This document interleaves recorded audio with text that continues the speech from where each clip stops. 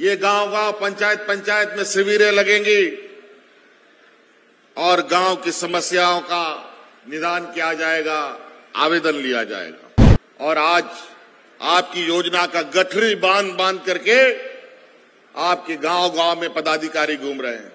वो गठरी खोलिए, किसका पेंशन है उसको उठाइए, किसका सावित्रीबाई फुले का योजना है वो उठाओ, किसका साइकिल का योजना है वो उठाओ, किसी को विधवा पेंशन की जरूरत है वो उठाओ।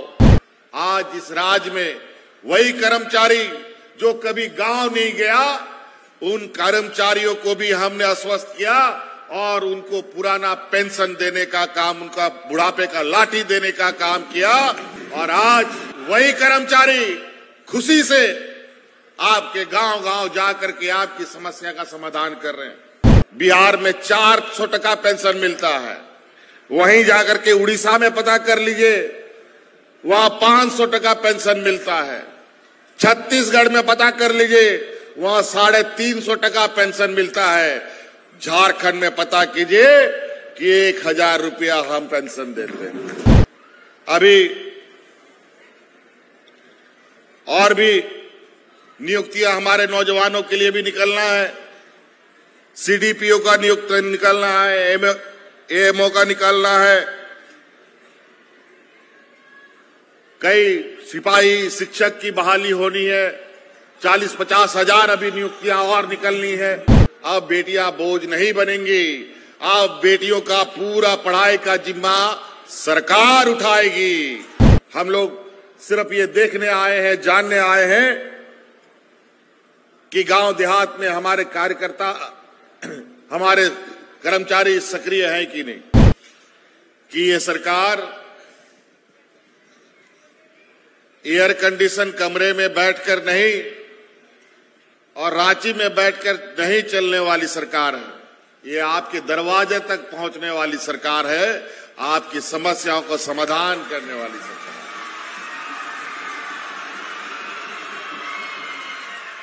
हम लोगों का राज अलग हुए 20 साल हो गए, 23 साल होने जा रहा है। विगत 20 साल में ऐसा मंजर आप लोगों ने नहीं देखा होगा जो पहले राज अलग होने के बाद। कई गांव का अभी भी बूढ़ा बुजुर्ग लोग है जो ब्लॉक ऑफिस नहीं देखा, बीडीओ सीओ नहीं देखा, डीसी एसपी की तो बहुत बड़ी बात। आज वही पदाधिकारी जो कभी आपके गांव नहीं गए, आपका क्षेत्र भ्रमण नहीं किए, आज एक एक पदाधिकारी गांव-गांव जा रहा है, टोला-टोला जा रहा है, चाहे पहाड़ हो, चाहे जंगल हो, चाहे नदी हो, सबको पार करते हुए। जहां जाने का रास्ता भी नहीं है, आने जाने का भी रास्ता नहीं है, वहां ट्रैक्टर से, बैलगाड़ी से, मोटरसाइकिल से पदाधिकारी अपना ऑफिस का लैपटॉप और प्रिंटर लेकर के आपके दरवाजे में कैंप लगा के बैठा है और विभिन्न योजनाओं को लेकर और आपके साथ आपकी समस्या सुनने का और उससे समाधान करने का काम कर रहा है। 2019 में जब हम लोग सरकार बनाए तो आप सबको मालूम है कि कोरोना जैसा महामारी पूरा दुनिया में फैल गया और वो ऐसा महामारी फैला कि हाट बाजार, गाड़ी मोटर, काम धंधा, कंपनी फैक्ट्री सब बंद हो गए। लेकिन जैसे ही ये कोरोना का धुंध छटने लगा, हमने तेजी से जो हम लोगों ने वादा किया था उसको पूरा करने के लिए हम लोग पहली बार 2021 में आपकी योजना, आपकी सरकार, आपके द्वार कार्यक्रम को हम लोगों ने आयोजित किया।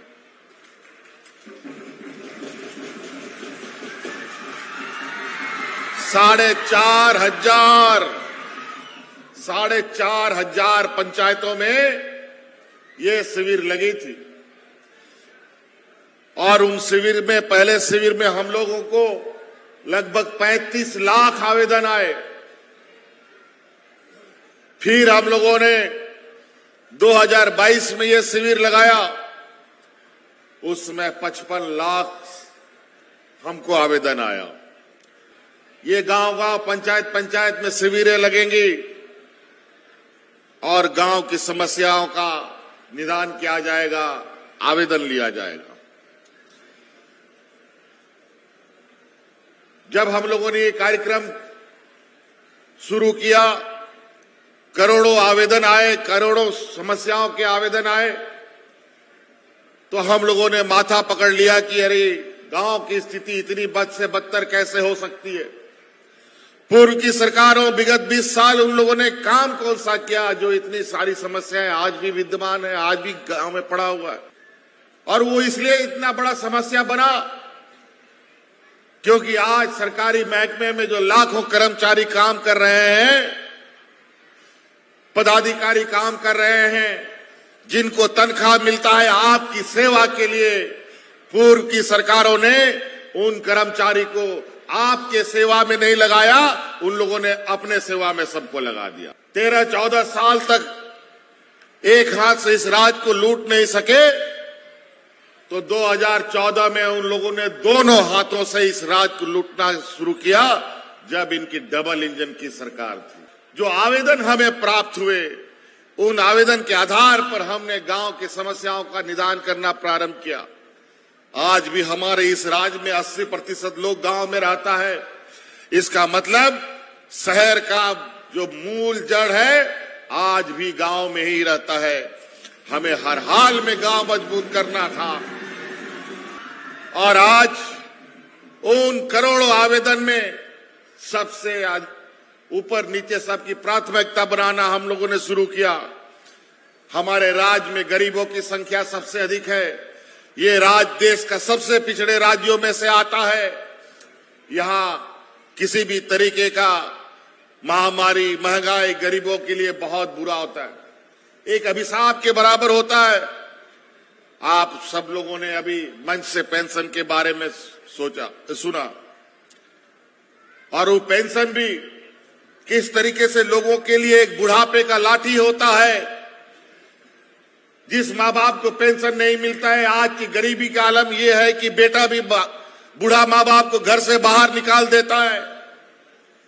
आज उन बुजुर्गों को हमने बुढ़ापे का लाठी देने का काम किया है।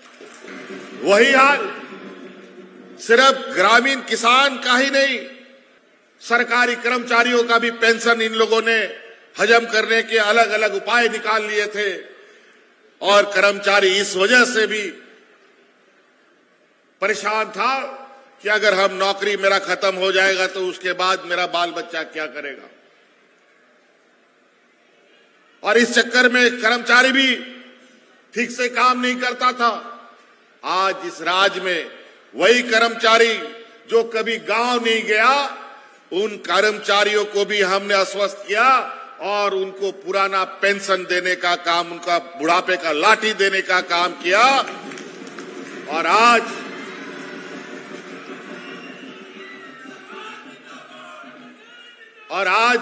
वही कर्मचारी खुशी से आपके गांव-गांव जाकर के आपकी समस्या का समाधान कर रहे हैं।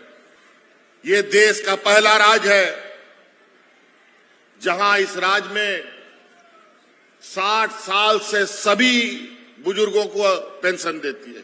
देश में कहीं नहीं है। सभी विधवा महिलाओं को पेंशन देती है, चाहे वो 40 साल की हो, चाहे वो 19 साल की हो, चाहे वो 90 साल की हो। भगवान ना करे वो विधवा हो, लेकिन जिस दिन से विधवा होगी उसी दिन से पेंशन मिलेगा। ये हमने कानून बना दिया।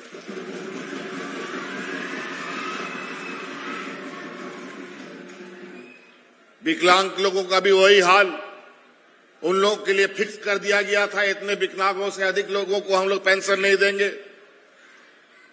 और बेचारा 40-50 साल होता था तब किसी तरीके से विकलांग का पेंशन बनता था।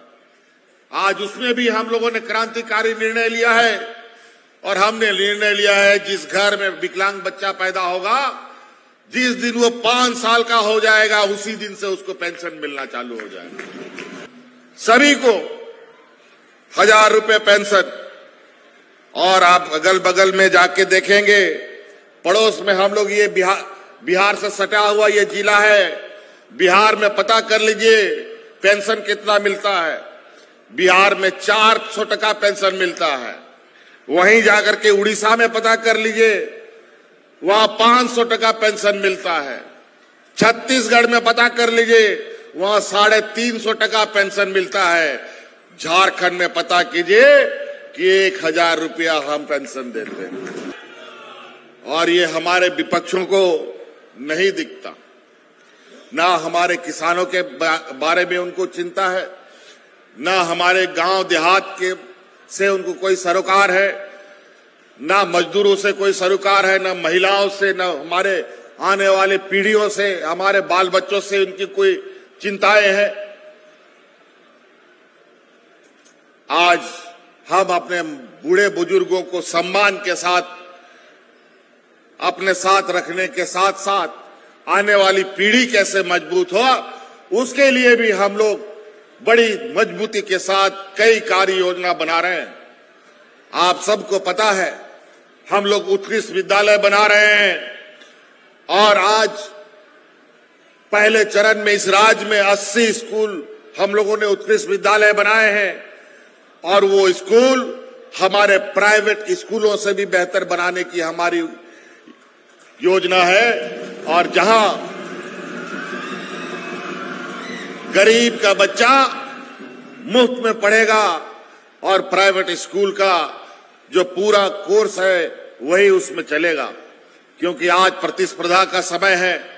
पैसे के अभाव में प्राइवेट स्कूलों में कई लोग अपने बच्चों को नहीं पढ़ा पाते। तो हम ही ने ये सोचा, अभी 80 विद्यालय खोले हैं, 5000 और ऐसे विद्यालय खोलने हैं। और निश्चित रूप से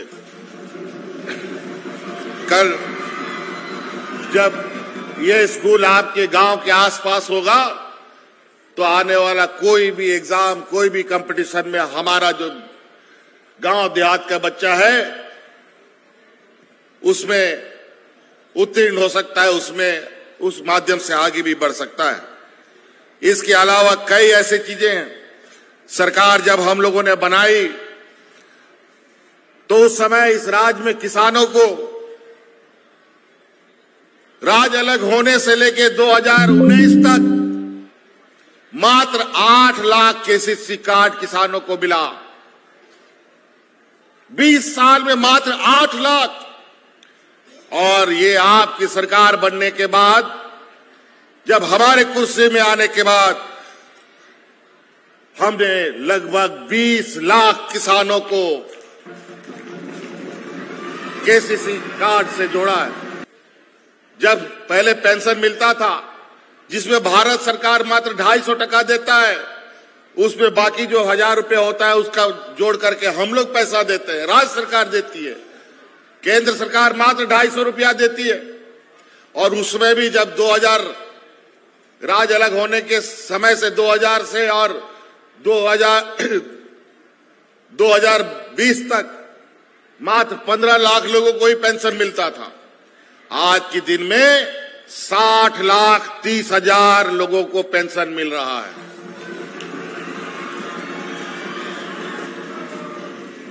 हमारे मंत्री पत्रलेख ने तो कहा कि एक घर में 5-5 लोग पेंशन ले रहा है, मतलब एक घर में 5-5 हजार टका जा रहा है।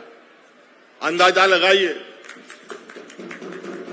ये लोग क्या कर रहे थे 20 वर्ष तक, क्या कर रही थी डबल इंजन।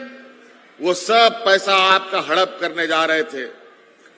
डकार डकार करके ये लोग आज उन पैसे के बदौलत देश का कुर्सी में जाकर के बैठ गया है और तरह तरह के षड्यंत्र रचने में लगे हैं। आज महंगाई देखिए आसमान छू रहा है। आज जो सिलेंडर 2014 में हमारी सरकार थी तो 400 टका मिलता था।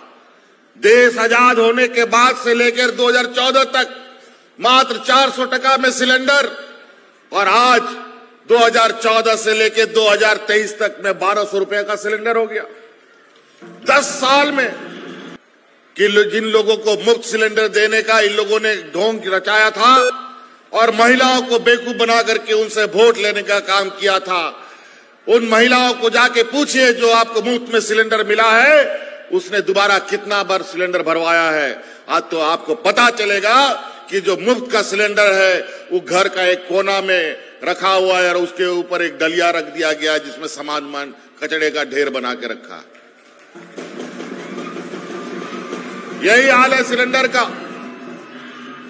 नमक महंगा, तेल महंगा, दाल चावल महंगा, सब कुछ महंगा। बच्चों को लिखाने पढ़ाने का किताब, कागज, कलम, पेन, पेंसिल, जूता, चप्पल सब महंगा।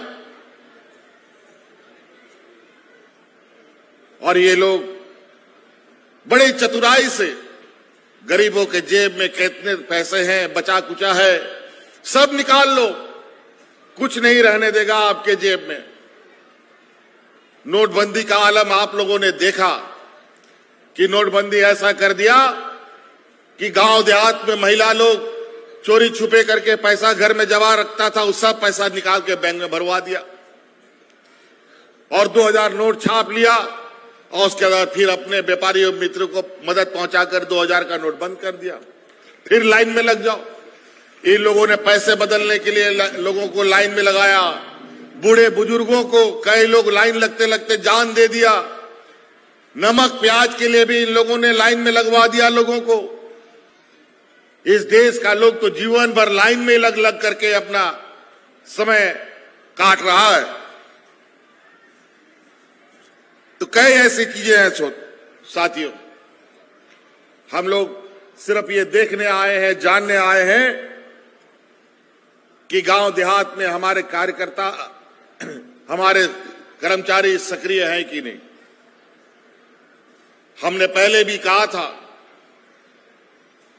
कि ये सरकार आपके लिए अधिकार आपके दरवाजे तक पहुंचाएगी और आज आपकी योजना का गठरी बांध करके आपके गांव-गांव में पदाधिकारी घूम रहे हैं।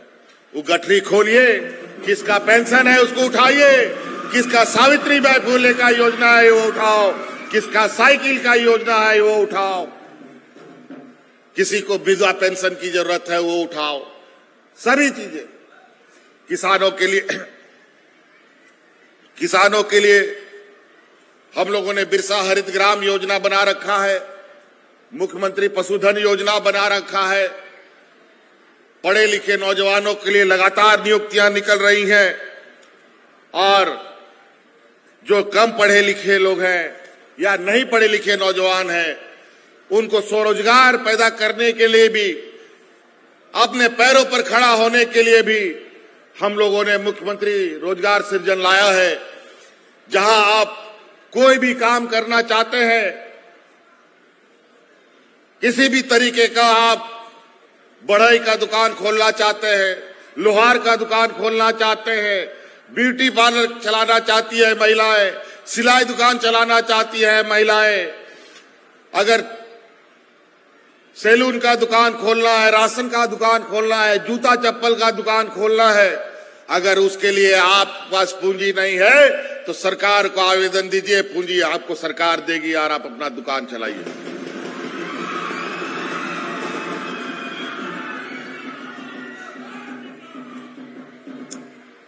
अभी और भी नियुक्तियां हमारे नौजवानों के लिए भी निकलना है। सीडीपीओ का नियुक्त निकलना है, एएमओ का निकलना है, कई सिपाही शिक्षक की बहाली होनी है, 40-50 हजार अभी नियुक्तियां और निकलनी है। और नियुक्ति के विषय में तो हमारे श्रम विभाग के मंत्री जी ने भी कहा, सरकारी गैर सरकारी दोनों जगह पर हम लोग लगातार नियुक्ति कर रहे हैं। और आज गैर सरकारी संस्थानों में भी हम लोगों ने 50,000 से अधिक नौजवानों को विभिन्न कंपनियों में नियुक्तियां दिलाई है। और तो और आपका स्किल डेवलपमेंट के लिए, आपको हुनरमंद बनाने के लिए, आपको ट्रेनिंग देने के लिए, जो पहले जिला हेडक्वार्टर में होता था, जहां सुदूर गांव से लोग नहीं आ पाते थे हमारे बच्चे, अब हम लोगों ने वो ट्रेनिंग सेंटर प्रखंड स्तर में खोल दिया है। आप ट्रेनिंग लीजिए और कंपनियों में भी नौकरी करने के लिए आपको अवसर मिलेगा। और तो और उन प्रखंडों में भी आपके लिए थोड़ा कहीं पहाड़ी क्षेत्रों की वजह से आने जाने में विलंब होता है या नहीं पहुंच पाते हैं। अभी हम लोगों ने मुख्यमंत्री ग्राम गाड़ी योजना प्रारंभ किया है। अभी बड़ी तेजी से ये भी कई जिलों में तो हमने बड़ी बड़ी बसें बांटी है। अब ये ऐसी बसें हैं जो हमारे ग्रामीण क्षेत्रों में घूमेगा, शहरी क्षेत्रों में नहीं, गांवे गांव टोला टोला घूमेगा। और उस गाड़ी के अंदर राज्य का बूढ़ा बुजुर्ग, आंदोलनकारी, महिलाएं, छात्र छात्राएं मुफ्त सफर करेंगे। मैट्रिक के बाद जो बच्चों को पढ़ने के लिए 50,000 रुपया दिया जाता था, अब वो बच्चों को मैट्रिक के बाद पोस्ट मैट्रिक में जो 50,000 का था 60,000 रुपया मिलता था। उस 60,000 को बढ़ा करके हमने 1 लाख रुपया कर दिया है।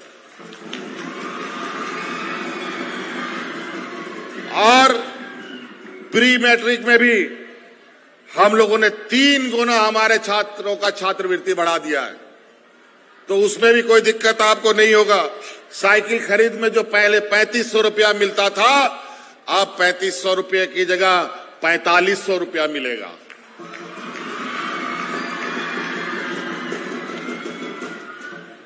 हमारे गांव देहात में बेटियों के बारे में हमारा गरीब माँ बाप लोग बेटी होने पर 8वां 9वां क्लास ठीक से पढ़ भी नहीं पाती है, उसके लिए दूल्हा ढूंढने लगता है। हम माँ बाप लोगों से हाथ जोड़कर विनती करेंगे, अब बेटियां बोझ नहीं बनेंगी। अब बेटियों का पूरा पढ़ाई का जिम्मा सरकार उठाएगी।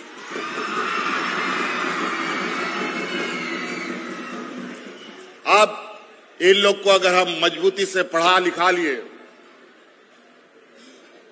तो हमारे आने वाली पीढ़ी इतनी मजबूत होगी कि जो इस राज्य में पिछड़ापन, इस राज्य में गरीबी, इस राज्य में मजदूरी का जो कलंक लगा है, वो हम लोग मजबूती से मिटाने में कामयाब हो सकते हैं। अगर हम यूं ही गांव और पिछड़ापन क्यों होता है? वो इसलिए कि हमारे राज्य में शिक्षा का व्यवस्था बहुत अच्छा नहीं है। हमारे राज्य में सामाजिक कमजोरियां हैं। हमारे यहां आर्थिक कमजोरियां हैं। इसीलिए दूसरे राज्यों में लोग मजदूरी के लिए जाते हैं। नौकरी के लिए तो जाते ही जाते हैं, अब मजदूरी के लिए भी जाते हैं। लेकिन बेचारे मजदूरी करने के चक्कर में कई बार हमारे मजदूरों को जान से हाथ धोना पड़ता है। आज उन मजदूरों के प्रति भी हमने कई कड़े कानून बनाए हैं। और आज यही कारण है कि देश का किसी कोना में कोई मजदूर अगर मारा जाएगा तो उसका शरीर उठा करके लाना पड़ेगा और उनके घर के परिजनों को समर्पित करने का काम सरकार करती है। thefollowup.in. Like, share, and subscribe. www.thefollowup.in